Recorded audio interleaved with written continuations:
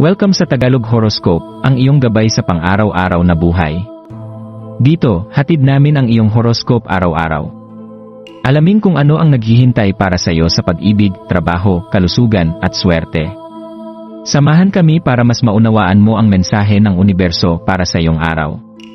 Huwag kalimutang mag-subscribe, i-like ang aming mga video, at i-share sa iyong mga kaibigan. Simulan natin ang araw ng may inspirasyon mula sa mga bituin.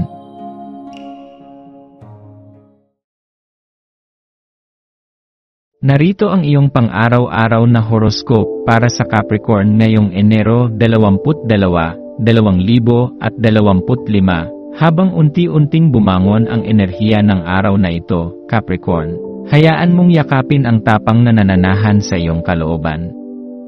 Ngayong araw, may pagkakataon kang tumayo ng matatag at ipaglaban ang iyong mga paniniwala na ilalabas mo ang lakas mula sa iyong loob upang magtagumpay. Gamitin ang kapangyarihan ng iyong mga konviksyon bilang gabay habang tinatahak mo ang mga oras ng araw na ito. Ang tapang na kailangan mo ay hindi laging matatagpuan sa labas, kundi na sa iyong sarili na matagal nang naghihintay na mapansin at magamit. Kapag ikaw ay matibay sa iyong mga pananaw at layunin, wala nang makapipigil sa iyong pag-abot ng tagumpay. Sa pagdating ng buwan sa Scorpio, ang enerhiya ngayon ay nag-aanyaya sa iyo na magmuni-muni at maghanap ng mas malalim na pangunawa.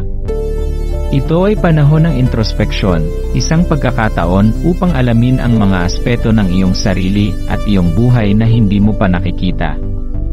Isipin kung paano nakakaapekto ang iyong koneksyon sa kalikasan sa iyong mga iniisip at kilos. Maaaring ang isang simpleng paglalakad sa labas ay magbigay sa iyo ng liwanag at inspirasyon.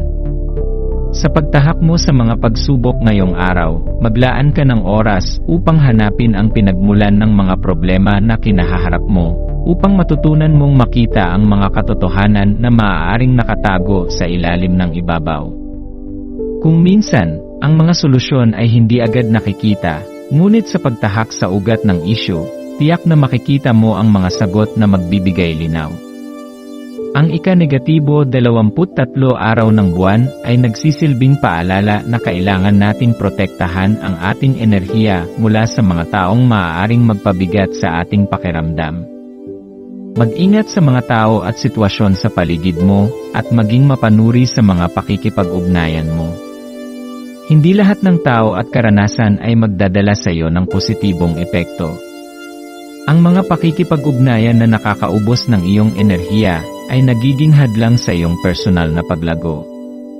Kaya't kung may pagkakataon kang pumili ng iyong kasama, piliin ang mga taong nagpapalakas sa iyo at nagtutulungan kayong magtagumpay.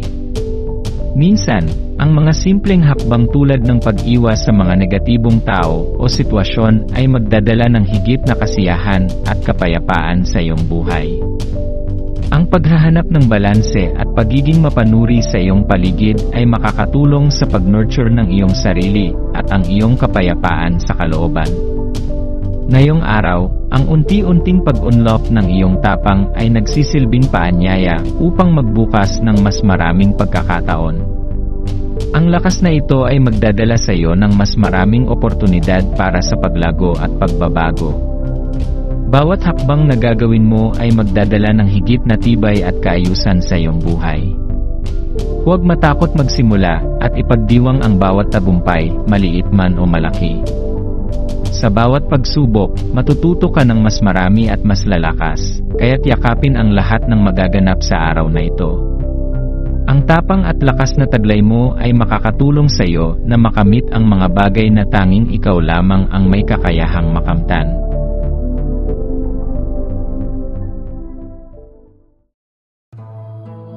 Maraming salamat sa panonood ng iyong horoscope ngayon araw.